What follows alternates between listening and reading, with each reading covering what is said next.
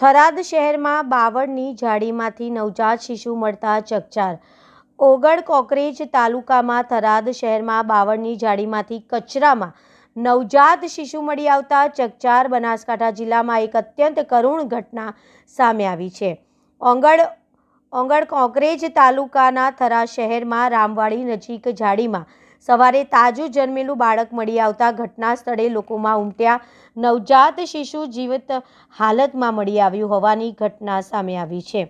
પોલીસે જીવિત હાલતમાં મળી આવેલા નવજાત શિશુનો કબજો લઈને તેને હોસ્પિટલ ખસેડાયું। હોસ્પિટલના ડોક્ટરે જણાવ્યું કે બાળકના સામાન્ય દાઝેલી હાલતમાં હતું। થરા પોલીસે આગળની કાયદેસરની કાર્યવાહી હાથ ધરી છે।